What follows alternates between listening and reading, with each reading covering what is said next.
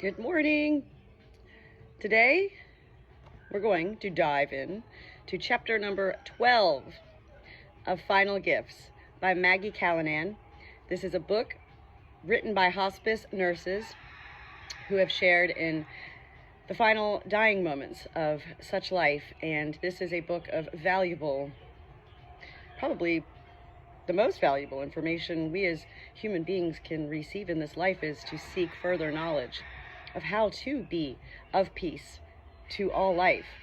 It is often when we are dying that those who love us think that they can save us, whether it's the God complex or whatever else, and they want to just keep pushing us. And what happens then is that these persons lose sight. They don't hear the messages that the dying person is trying to relay, because all we really want when we're dying is peace and reconciliation, as we just read in chapter 10. All right, so going in 11, going into chapter 12, being held back. I'm stuck in between ... Initially, we had difficulty understanding how the messages of being held back fit into the overall pattern of nearing death awareness. Although these messages seemed to relate to several of the themes we've discussed, they were different and required a category and explanation of their own. Such messages are usually brief, sometimes little more than a phrase, but still convey clearly the sense that some of our patients are stuck somehow or thwarted in their efforts to move on to a peaceful death. As we looked closely at their messages, we found that although the words used resembled those in other categories, these patients were being held back by something still undone. These unresolved issues usually were related to a need for reconciliation, to finish unfinished business. Telling us about being held back is a way dying people have of asking us to look again. Something's been missed. Let's start with Bertha, her story. There was no shortage of people to care for Bertha. 7 grown children, their spouses, and a flock of grandchildren were involved, as were friends from her church. Her tiny apartment seemed always full of different faces. Neighbors from the housing project would ask me how Bertha was doing as I passed them in the hallway. Despite the poverty in which she and her neighbors lived, there was an abundance of love and attention for Bertha. She was deteriorating steadily, but seemed peaceful and comfortable, so I was surprised one day to find her restless and anxious. "I can't find the feed for the horses," she complained. "Why do the horses need feed?" I asked. She looked at me as if I were crazy. "I'd never make them take me on this trip without feeding them first," she answered. Her indignation was apparent, but she was unable to tell me more. "I understand," I said, "and I'll try to help you find what you need." I repeated this brief conversation to Bertha's granddaughter, Tanya, who smiled and said, "Granny's living in the past. She grew up on a farm back in the hills of North Carolina. All they had for getting around was a horse and wagon." I suggested that this might be Granny's way of trying to tell us that she needed something in order to be peaceful in her dying. "Do you have any idea what it might be?" I asked. "Has anyone told you about Dwayne?" Tanya said. "No, I've never heard that name," I said. "Is he a member of your family?" Tanya explained that Bertha had 8 grown children, not 7. "But nobody counts Dwayne," she said with disgust. "He's been nothing but trouble in and out of jail. He's broken Granny's heart more times than I can count, and now the bum won't even come and see her. The others don't want him here anyway. He only comes around when he wants something, and they feel like he's used Granny. I personally think he's feeling bad. He's been sending money to pay for her medicines. I'll bet he's trying to fix his bad feelings." I suggested that Bertha might need to see her prodigal son. Some family members resisted at first, but agreed to contact Dwayne, who was willing to talk to the hospice social worker as an intermediary. Dwayne told her that he stayed away out of guilt for sorrow he'd caused his mother and because he felt rejected by his siblings. A family conference was called, and the decision was made to give Dwayne one more chance for Mom's sake. The reunion was heart-wrenching. Dwayne held his frail, thin mother in his big, strong arms and sobbed, "I'm sorry, I'm sorry." Bertha stroked his face and with tears in her eyes whispered, "Jesus loves you, son, and so do I." His siblings' hostility toward Dwayne when he arrived gradually changed to tolerance, then cautious acceptance, as they watched his tender behavior toward his mother. During the next 2 weeks, Dwayne and Bertha spent quiet hours together until she peacefully died, never having mentioned horses or feed again. Moving on to the story of Ben. As his illness progressed, Ben, a former streetcar mechanic, became more dependent on others. At the same time, his wife continuously reminded us of her own needs. "Don't forget I have a weak heart, Lucy," 82 and obese would say. "I've never been a strong person," she'd wail. "My doctor says stress and worry are bad for me. I don't know what Ben expects from me. He's just being selfish. I'm not a well person myself." "I know somebody like this." Ben would shake his head sadly. Lucy's apparent lack of caring and sympathy for her dying husband was difficult for everyone to understand. The more nursing help we put in their home, the more she wanted and the less she did for Ben. With her lack of willingness to be involved in any part of his care, it became necessary for us to suggest that Lucy either hire additional nursing help or put Ben in a nursing home. She would not hear of the latter. "We don't have that kind of money," she snapped, "and what would my friends think if I put him in a home?" Ben's use of symbolic language was in keeping with his earlier life as a worker on the mass transit system in the city. "That damn trolley keeps going right by," he'd say, "and won't stop for me." "It will, Ben, it will," I said, wondering how long it would take before he would find the peace he needed. The picture of a tired old man standing alone in the cold, waiting patiently at the platform only to have the trolley pass him by each time, was poignant. How lonely he must have felt. Despite our gentle and repeated explanations about the seriousness of Ben's condition and that he might die soon, Lucy's anger at his leaving her was so strong that she could not or would not be with him. Lucy only saw Ben as a confused man who was already out of it. Sadly, we were never able to work through the walls she built around her anger. Each of our efforts was met with a litany of her own needs and with annoyance at Ben. His confusion became her justification for distancing and protecting herself from his dying, and from her own feelings of grief and fear. Ben mentioned the trolley again with sadness and frustration. "Ben, that trolley will stop for you soon," I said, "and you will be able to go. The nurse will stay with you so you won't be alone. But Lucy doesn't seem able to understand that it's time for you to leave, and it's too hard for her to be here with you. She's probably afraid. The social worker will work with her now and even after you're gone to make sure she's all right." He nodded sadly. Over the next few days, Ben became increasingly withdrawn and had little to say. There was no more mention of the trolley. He died quietly and sadly with the nurse holding his hand, while Lucy remained in the next room, engrossed in her television program. Ben knew we understood his sorrow and had tried to help Lucy respond to his need for her. He must have felt some comfort knowing that we would try to help Lucy deal with her grief and fears of being alone.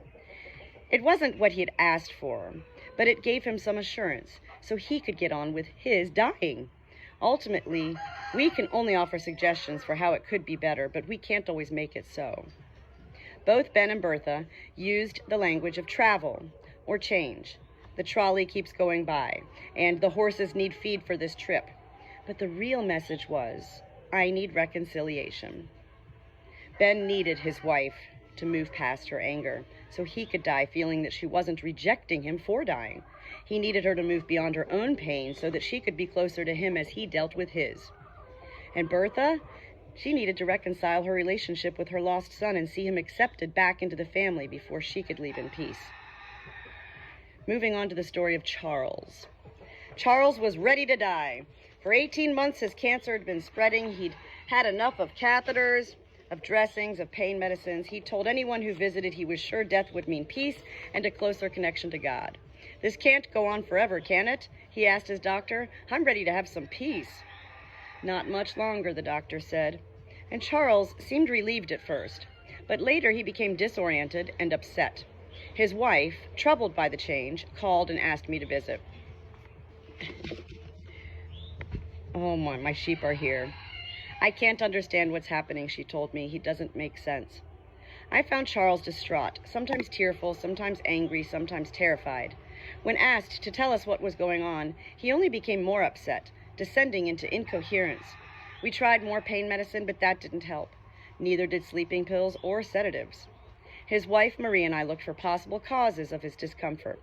Little that Charles said made sense, except the phrase, "I can't go." I wondered if something might be stopping him from dying peacefully, but no one could think what it might be. 3 days passed, during which the sedatives gave Charles brief periods of troubled rest. When awake, however, he struggled and raved. Marie stayed right with him, seeming to share his agony, wishing she could ease it, and then heard him say, "John." When her husband groaned the name, she became deeply unsettled.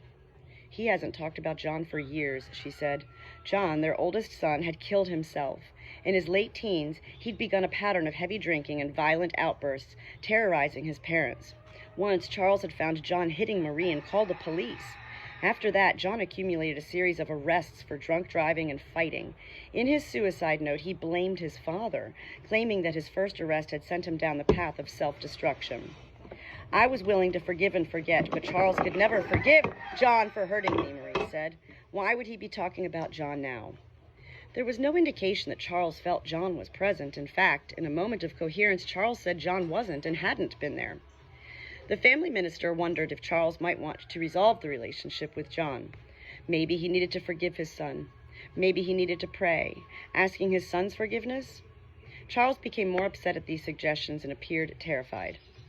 Marie and the minister spent hours with Charles trying to clear up the mystery, but nothing came clear until she mentioned that the anniversary of John's death was approaching. The minister focused on this when talking with Charles. He concluded that Charles feared that if he died on that date, John would be there to meet him. The minister assured Charles that he'd find peace after death, not anger. John, too, was probably at peace. He could not hurt Charles or Marie anymore. As the anniversary neared, this conversation recurred 3 or 4 times a day. Each time Charles would be calm for a time until his agitation rose, and Marie would call the minister. This pattern held until the anniversary passed, when Charles woke early, spoke weakly about being tired and ready to find some peace, and began a rapid deterioration. He died quietly that evening. The key to his discomfort, "I can't go," may have had its roots in troubled memories of John. The minister's repeated assurances were what were needed to help Charles through this trying time. Let's move on to Claude, her story. People have always teased Claude about being compulsive. Oh, he's a man, actually, Claude, his wife Emily said, but he's just a very conscientious person who pays attention to detail. Their spotless and tidy home was a testimony to their organized lives. Claude's favorite pastime was writing new programs for his home computer. Before becoming ill with melanoma, Claude had worked long hours as an accountant, yet managed to donate his free time to help housebound senior citizens in the community with their taxes and health insurance claims. "The system is just too confusing for a lot of them," he said. He was a modest, gentle, and generous man who dealt with his terminal illness as he had dealt with his life, in a quiet, non-complaining, organized manner. That sounds like me. Claude's condition was deteriorating rapidly as the Christmas holidays approached. For no apparent reason, his peacefulness was replaced by agitation and confusion. "I can't find the program," he said, "so the system won't work." "You will, and we'll try to help you any way we can," I assured him. Like many people, he wasn't able to say more. Emily and I talked at length about the sense that something was holding Claude back. "What is missing that would give him the peace he once had?" I asked. Emily was at a loss to explain, as were their adult children. As a family, they'd all worked together providing help and emotional support for Emily and participated in the care Claude needed. They'd done a wonderful job and had given Claude permission to let go and go with it. They were not aware of any unfinished business. They'd assured him they were ready for his leaving, would stick together to help Emily, and would be all right. Nothing seemed to have been left undone. An unexpected call from one of Claude's business partners provided the answer. He telephoned to assure Emily that some months before, Claude had arranged for him to handle any financial matters. Emily tearfully told him that Claude was close to dying. "What a shame," he said. "He's just the greatest, and he was so worried he'd die before the new year." "Why?" Emily gasped. "If he could hang on past the first of the year, his retirement benefits would move into a higher category of payments for you," the partner said. Emily was thunderstruck. She'd had no idea. She and the children reassured Claude that he'd been a good husband and father and had provided well for Emily's financial future. But no one was surprised when Claude lingered and died quietly on January 2nd, with higher retirement benefits for Emily.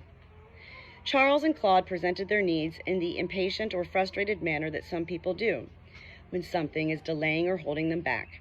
It's the message that something is missing or unfinished that makes being held back slightly different from the other themes. Charles was thwarted by the fear that he might have to relive his son's violence again. The basis of Claude's struggle was the desire to die after his retirement benefits increased for his wife. Once these issues of unfinished business were resolved, both were able to achieve peaceful deaths. Moving on to Bill. Bill, 27, was dying of AIDS. His father hadn't spoken to him for 3 years, ever since Bill had told his folks he was gay. A third bout of pneumonia in 4 months had left Bill without appetite or energy. At 5 feet 11, he weighed less than 100 pounds. His mother pleaded with him to come home, knowing he was too ill to be alone in his apartment. "I'd like that," Bill said, "but what about Dad?" "Don't worry, son," she said. "I'll work it out with your father." But she couldn't make it work. "If you bring him home, I'm leaving," the father said. When his wife told him she was bringing Bill home on Friday morning, the older man made good on that threat, and he left.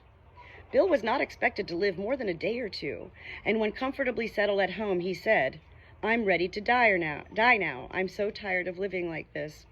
He was physically comfortable. 3 friends were helping his mother with his care.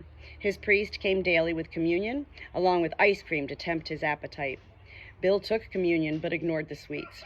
He talked with his priest about the situation with his father. The priest, Bill's mother, and I each called the father, asking him to visit. He refused, saying he didn't want to see his son or even hear his name. Bill was saddened by this, but said, "I don't know why I thought it would be any different. He's been like this for years." Bill became weaker, barely able to talk, occasionally smiling at his mother and friends or moving his lips as the priest prayed. Mostly he lay quietly, seemingly at peace and ready to die. But death wouldn't come. Tuesday morning his mother found him crying. "Dad's in the way," he whispered. "Do you want to see your father?" she asked. Bill tried to nod. Rather than phoning again, the priest went to see Bill's father at work. The priest told him his son was dying and begged him to visit. "I don't think he can die peacefully without seeing you," he added. But the father rebuffed the plea. When the priest explained this, a deep sadness overcame Bill. He lingered 2 more weeks, often weeping, but never talking, except to say, "Dad's in the way." Finally, too exhausted to hang on, he died. "Death isn't the worst thing that can happen to families," a neighbor said after Bill's funeral. "Estrangement can be worse." I'm going to read that again. Death is not the worst thing that can happen to families. Estrangement can be worse. Amen. It is awful when families estrange. I'm in a situation like that right now. I am aware of what's going to come with all of us in life is that we are all going to die. And what's going to happen is when a family has such estrangements as this, and somebody in the family ultimately ends up dying, it puts everybody in a most horrific, as you can see in this book here, situations. Let's move on to the story of Rose. Rose and Eddie had been a close and religious couple, so she was distressed at his new and uncharacteristic hostility toward God. "How can a loving God allow such a good woman to suffer?" Eddie would rage. A minister helped him deal with these thoughts, but Rose suspected that Eddie remained angry at God. She worried that his anger was blasphemous and would keep him out of heaven. "I need a push," she said to me just hours before her death. I spoke with Eddie, reminding him of the caring and supportive things he'd done to make Rose's dying easier. Then I asked him what he thought might be missing, as her comment intimated that something was wrong. I wasn't surprised at his answer. "I think she's worried about my anger at God," he said. "She has always had a strong faith and never felt angry at him for her suffering and dying like I do." I asked him if he could help Rose with her sadness. Eddie sat by her bed. "Now you listen, Rose," he said, stroking her cheek, with tears brimming in his eyes. "I really do love God. He's given us a long and happy life together. But I think he understands my anger. It's because I hate losing you so much. So don't you worry, honey. When my time comes, I know he'll let us be together in heaven." "Oh, Eddie," she said with a smile. When she died shortly thereafter, I held Eddie as he sobbed. "I hate losing her. I just hate it." Clearly, what Rose needed was the assurance that her husband still loved God, despite his anger at him. Because of Eddie's words, Rose believed they would be reunited in the next life. Both Bill and Rose were being held back by their need for a reconciliation. Bill's personal reconciliation with his father, and Rose's need to be assured that her husband's spiritual relationship with God was not damaged by his anger. The important message in being held back is, I need something. Even with brief comments, dying people may be urging those around them to re-examine the situation and remedy that which has been missed.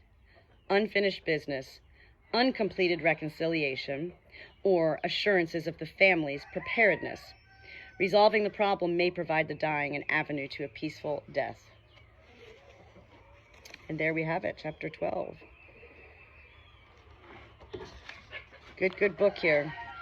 I upload all of these chapters and put them into the playlist. So Final Gifts, 1 chapter a day. This was just chapter 12.